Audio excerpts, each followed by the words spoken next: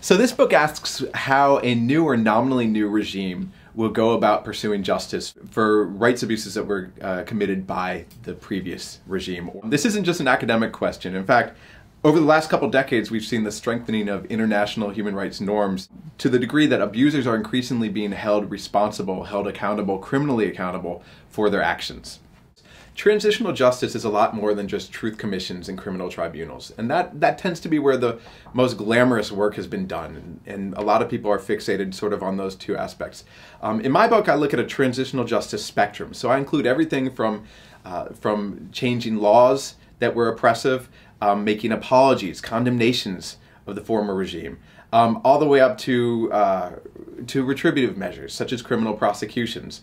In this book, I use media analyses and interviews in Poland, Croatia, Serbia, and Uzbekistan to look at how these processes have played out in each of these countries. The data are largely based on about 250 elite interviews. These are interviews that I conducted with people who were actually responsible for the policies, so former prime ministers, former ministers of the interior.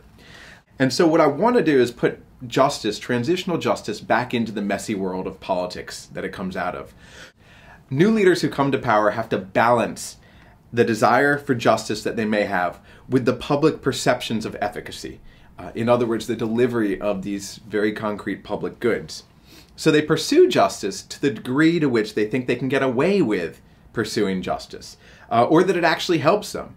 Whether it helps them because it's particularly popular, which tends not to be the case, but it can happen, or whether it helps them because it facilitates their delivery of other public goods, as I've seen in a couple of the cases here. In Poland, for example, elites from the Solidarity movement came to power in 1989 in semi-free elections. And one of the first things that they did is they tried to pursue a truth commission and criminal prosecutions for those who were allegedly responsible for rights abuses, from the top down to the bottom. Now, by the fall of 1989, these elites realized that they had a lot more pressing, in terms of the public perception, issues to pursue, and that in particular was economic reforms.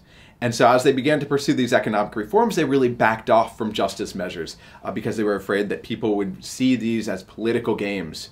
Justice measures didn't really come back in force until about 1998, when the center-right once again took power, and at this point, Poland was seen as sort of the tiger in terms of economics, and they felt like they could actually pursue justice. And one of the key things that this book does is it brings to policymakers the domestic aspects of justice policy so that they can understand what these various elites are going through and how they make the decisions that they make.